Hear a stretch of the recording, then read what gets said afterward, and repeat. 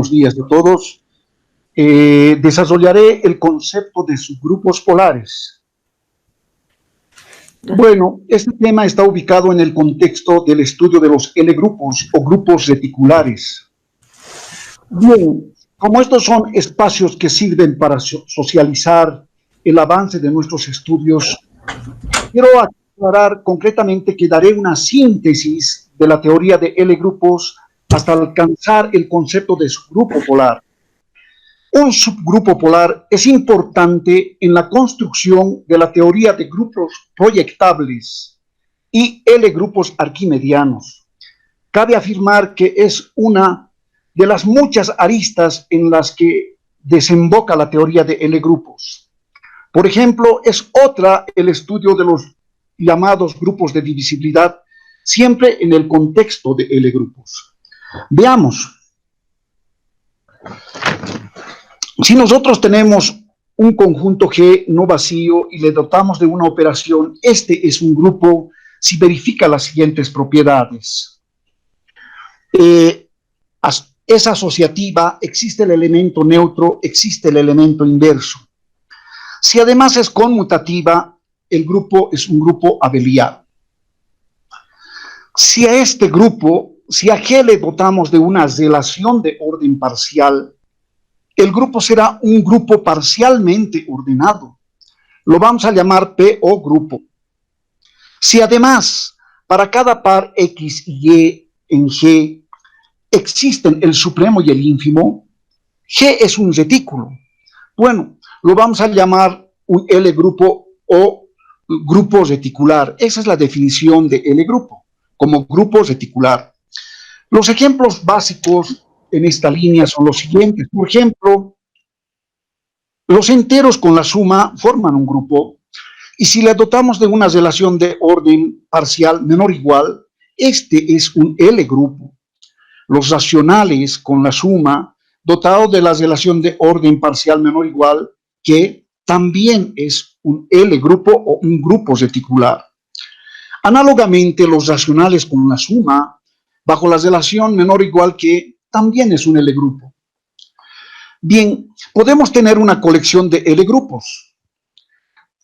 La productoria también es un L grupo, por supuesto que le vamos a dotar de una operación y de una relación de orden parcial.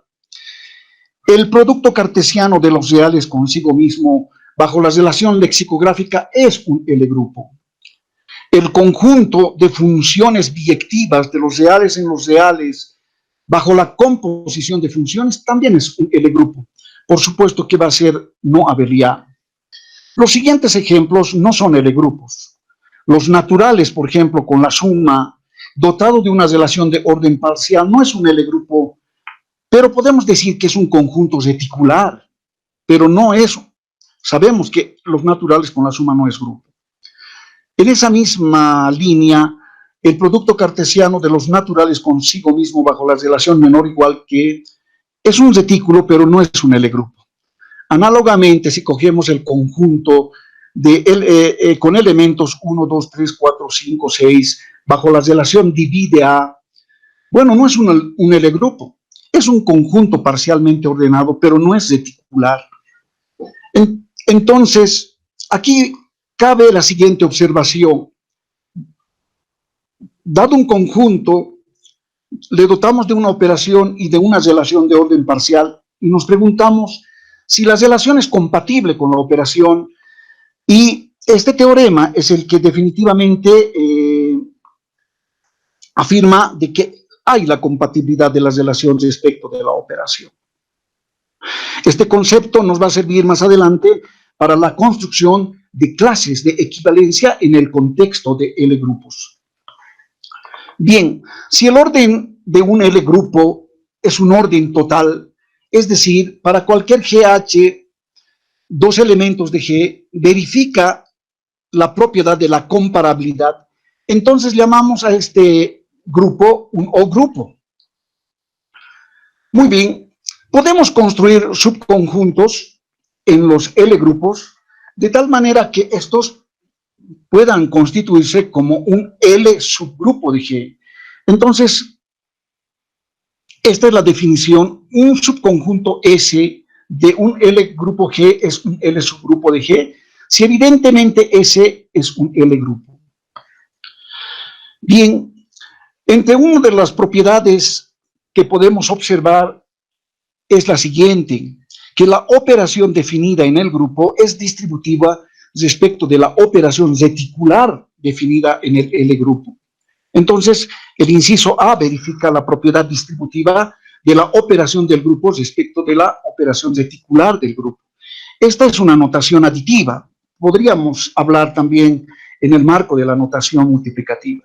Por supuesto que el inciso B es una especie de ley de Morgan, porque es el opuesto del supremo de dos elementos, como el ínfimo de los inversos de estos elementos.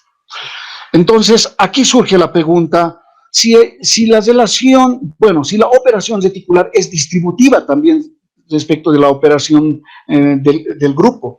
Y es el siguiente teorema el que indica que no es así, ¿no? El ínfimo, por ejemplo, no es distributivo respecto de una suma de elementos. Más bien precede el ínfimo de X sobre la suma de Y más Z, precede a la suma del ínfimo de X respecto de Y más X el ínfimo de X respecto de Z. Esta distinción es muy importante porque permite resolver muchas propiedades en el ámbito de las demostraciones. Una propiedad curiosa es de que el ínfimo de dos elementos del grupo, si es el elemento neutro, entonces estos elementos se conmutan. Ahora bien, cualquier elemento del grupo G, por ejemplo, se puede escribir como la diferencia de la parte positiva de G. La parte positiva de G la estamos denotando con G más, menos la parte negativa de G, que la denotamos con G menos. La parte positiva de G no es más que el supremo de G respecto del neutro, y la parte negativa no es más que el supremo del opuesto de G respecto del neutro.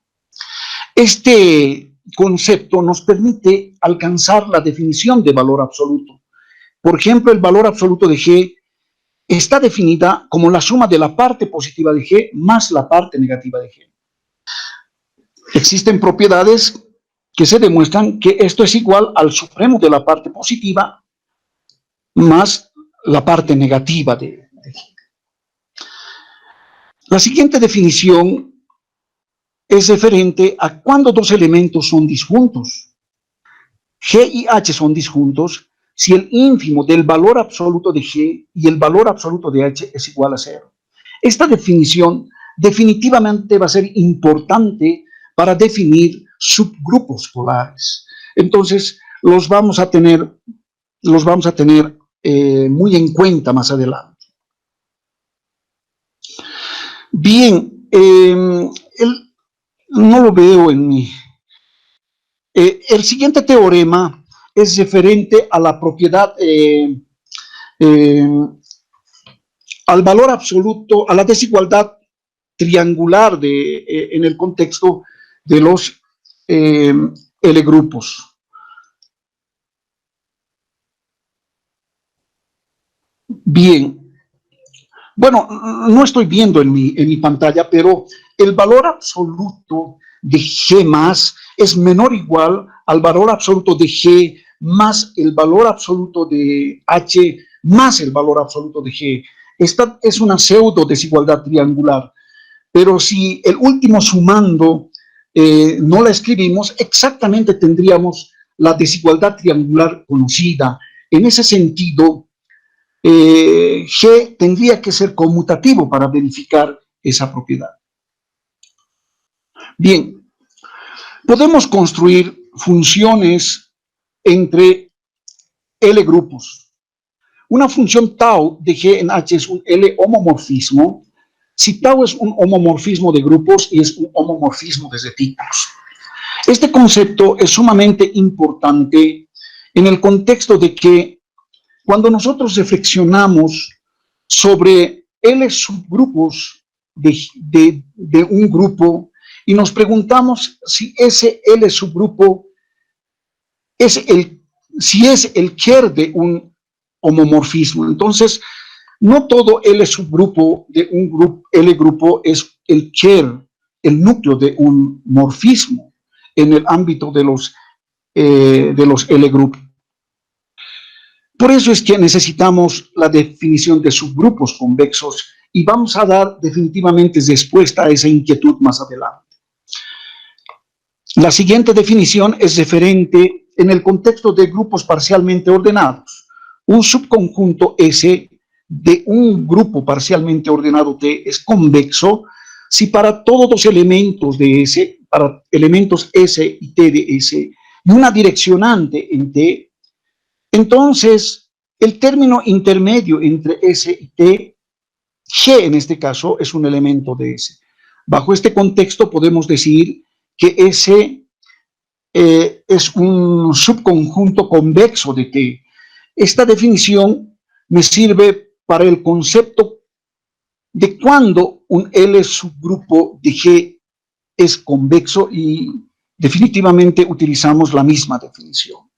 Entonces, dado un L grupo, podemos construir varios L subgrupos convexos de G y las podemos reunir en un conjunto. El conjunto de L subgrupos convexos de G la vamos a denotar con C de G. El siguiente teorema es sumamente importante para distinguir cuándo un L subgrupo es convexo de G y tenemos 4 incisos, particularmente el inciso D es de carácter operativo, pero en una de las demostraciones que también realizaremos más adelante vamos a utilizar el inciso C. Si el valor absoluto de G precede al valor absoluto de S para algún S que es un elemento de G, entonces G es un elemento, perdón, para algún S que es un elemento de S, entonces G es un elemento de S. Bajo ese criterio vamos a decir que S es un subgrupo convexo de G. Bien, dado una colección de L subgrupos convexos de G, la intersección es un L subgrupo convexo de G. Y uno se pregunta si la unión también lo es. No siempre, pero el conjunto generado por la unión de los L subgrupos convexos de G evidentemente es un L subgrupo. Muy bien. En ese contexto pasamos al concepto de L ideales y vamos a desarrollar el concepto de cociente ordenado. El siguiente teorema también tiene una presencia para un P o grupo. Sea G P o grupo y S un subgrupo convexo de G, entonces podemos construir el conjunto R de S de las clases laterales de S. Entonces este conjunto es el conjunto de las clases laterales de S sobre el que definimos una relación de orden parcial y esa relación está enunciada de esta manera. Entonces, este conjunto bajo esa relación va a ser un conjunto parcialmente ordenado, por supuesto. Bueno, con ese criterio podemos enunciar la siguiente propiedad. Si A es subconjunto de B y L de L subgrupos convexos de G, entonces se construye el siguiente homomorfismo de retículos de R de A sobre R de B, que a cada clase lateral derecha de A le corresponde una clase lateral derecha de B. También es un homomorfismo. Bien, ¿qué es un ideal de G? Un ideal de un L grupo es un L subgrupo convexo y normal. Esta palabra es sumamente importante para la construcción más adelante de clases laterales en el contexto de L grupos. Entonces, el conjunto de L ideales de G la vamos a representar con L de G. Por supuesto que a este conjunto también le podemos dotar de una relación de orden parcial bajo la inclusión. El siguiente teorema es referente y nos dan un L que es un L ideal de G. Entonces, G de L bajo las clases ordenadas ya es un L grupo, donde L es un L ideal de G. Es decir, ese L es un L subgrupo convexo y normal. Y claro, podríamos construir un homomorfismo natural de G en L de G. Un grupo C es un L ideal de G si C es el kernel de un homomorfismo de G. Entonces, nuestra interrogante anteriormente enunciada está casi resuelto, porque no todo subgrupo de un grupo es el kernel de un morfismo. Entonces, ese subgrupo tiene que ser un L ideal, es decir, un L subgrupo convexo y normal. Y aquí, por supuesto, se pueden enunciar los teoremas fundamentales de L subgrupos. Perdón, de L grupos. El primer teorema fundamental de isomorfismos es el siguiente: sea G y H L grupos y tau de G en H un L homomorfismo suryectivo, entonces con mucha naturalidad G sobre el kernel de tau es isomorfo a H. Este primer teorema fundamental de isomorfismos en el ámbito de L grupos tiene la misma dirección conocida en el ámbito de L grupos y en el ámbito de la teoría de grupos. Por supuesto que el segundo teorema fundamental de isomorfismos y el tercer teorema fundamental de isomorfismos son análogos al de la teoría de L grupos. Ahora nos cabe enunciar el concepto de subgrupos primos. Este concepto, al lado de los subgrupos polares, constituye una herramienta importante para seguir y alcanzar el estudio de los grupos proyectables y de los L grupos arquimedianos. Por eso es la importancia y el trayecto que sigue esta teoría es en base a estos conceptos. Definición: P es un L grupo convexo. P, un L grupo convexo, es primo si verifica esta propiedad bastante también conocida y natural, ¿no? Dado dos elementos mayores iguales que el neutro y el ínfimo en P, entonces A pertenece a P o B pertenece a P. Bueno, este teorema es importante para situaciones de operatividad para identificar cuándo P, un L subgrupo convexo de G, es primo, ¿no es cierto? Entonces, miren, en el inciso D, por ejemplo, que las clases laterales derechas de P es totalmente ordenada. O que si A y D, que son L subgrupos convexos de G, tales que si P está dentro de A y P está contenido en B, entonces A está dentro de B o B está dentro de A. Entonces, podríamos ir revisando cada una de estas propiedades para este concepto de subgrupo primo. Una propiedad importante e interesante es el siguiente: si P es un subgrupo primo y hay otro que le contiene a P en el contexto de los L subgrupos convexos, entonces C es un subgrupo primo. Y por supuesto que si P es un subgrupo primo de G, entonces el conjunto de L subgrupos convexos de G, un conjunto que contiene a P formando una cadena bajo la inclusión. Bien, llegamos al concepto de subgrupos polares. Bien, si X es disjunto con Y, ¿qué quiere decir que X sea disjunto con Y? Definitivamente, en esta parte de la nota, hacemos recuerdo cuando dos elementos son disjuntos. En esa situación diríamos que el ínfimo del valor absoluto de X respecto del valor absoluto de Y es igual al elemento neutro. Bajo ese contexto diríamos que X es disjunto a Y. Y si X es disjunto a Z, análogamente, indicaríamos que el ínfimo del valor absoluto de X y el valor absoluto de Z es igual al elemento neutro.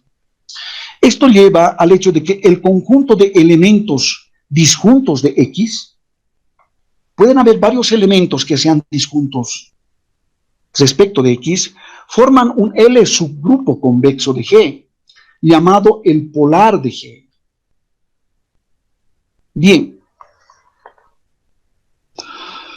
si nosotros tenemos, este es un teorema sumamente importante porque nos va a permitir definir el polar de un L subgrupo convexo. Bien, veamos, sea A un L subgrupo convexo y AT invertida el conjunto de los Gs que pertenecen al grupo, al L grupo, y además este G es disjunto con cada uno de los elementos de A. Esta propiedad de disjunto la estoy representando en esta parte, ¿no? Eso es lo que significa el conjunto AT invertida. Lo que vamos a demostrar es que AT invertida es un L subgrupo convexo. Bien, la parte reticular es hereditaria del grupo, entonces eso ya es un hecho. Lo que vamos a ver son dos situaciones, que sea un subgrupo y que sea convexo. De que sea un subgrupo, voy a representar un esquema de la siguiente manera. Cogemos dos elementos que pertenecen a AT invertida. Lo que voy a demostrar es que el producto de G por el inverso de H también es un elemento de AT invertida. Eso significa que todos los elementos que pertenecen a AT invertida verifican esta propiedad. En ese sentido, tendría que verificar que el ínfimo de este elemento en valor absoluto respecto de cualquier elemento de A es igual a E. Bien, voy a partir del primer miembro de esta igualdad. Por supuesto que si hablo del ínfimo de dos valores absolutos, es mayor, esta expresión es mayor o igual que E. Aquí voy a aplicar la desigualdad triangular. Entonces, en esta parte, ¿no? Esta parte, repito, es una especie de conmutatividad que hago para el ínfimo y aplico acá la propiedad de la desigualdad triangular. Sería el valor absoluto de G por el valor absoluto de H, el inverso de H, que es igual al valor absoluto de H, por el valor absoluto de G. Luego, lo que hago es aplico la pseudodistributividad de la operación reticular respecto de la operación del grupo. Entonces, voy distribuyendo, ¿no? Esto va a ser menor o igual, nunca una igualdad, no hay la igualdad cuando sucede esa situación. Entonces, tenemos el ínfimo del valor absoluto de A respecto del valor absoluto de G por el ínfimo del valor absoluto de A respecto del valor absoluto de H por el ínfimo del valor absoluto de A respecto del valor absoluto de G. Pero como tanto G y H son elementos que pertenecen a T invertida, cada uno de estos ínfimos vale 0, ¿no? Es decir, el neutro, en este caso, va a ser E. Por lo tanto, esta expresión, el ínfimo de estos dos valores absolutos, es igual a E. Eso significa que G, H a la menos 1 pertenecen a la T invertida. Ahora, demostramos el concepto de convexo. Si H es un elemento de AT invertida y voy a utilizar el inciso DC que enuncié anteriormente, considero de que el valor absoluto de H es mayor o igual que el valor absoluto de G, enfáticamente concluyo que G es un elemento de AT invertida. Por lo tanto, ¿no es cierto?, AT invertida es convexo, ¿no? Por lo tanto, estamos hablando de que evidentemente AT invertida es un L subgrupo convexo. Bien, aquí alcanzamos la siguiente definición. Si A es un subconjunto de un L subgrupo convexo, AT invertida, definida de esta manera, ¿no es cierto?, es llamado el polar de A. Por supuesto que el polar de A hemos demostrado que es un L subgrupo convexo, ¿no? Podemos reunir en un solo conjunto a todos los polares a los polares de G, y a ese le denotamos con P de G, ¿no? Si bien hemos definido el polar de A, podemos definir el polar del grupo también, ¿no? Entonces, P de G es el conjunto de todos los polares de G, y también este es un conjunto parcialmente ordenado si dotamos de la relación de orden parcial, si dotamos de la inclusión en el fondo. Bien, si A es un subconjunto normal de G, enfáticamente podemos decir que el polar de A es un ideal de G. Es decir, no solamente en este caso va a ser un L subgrupo convexo, sino también va a ser un L subgrupo convexo y normal, el polar de A. Enunciamos los siguientes teoremas en el ámbito de la polaridad.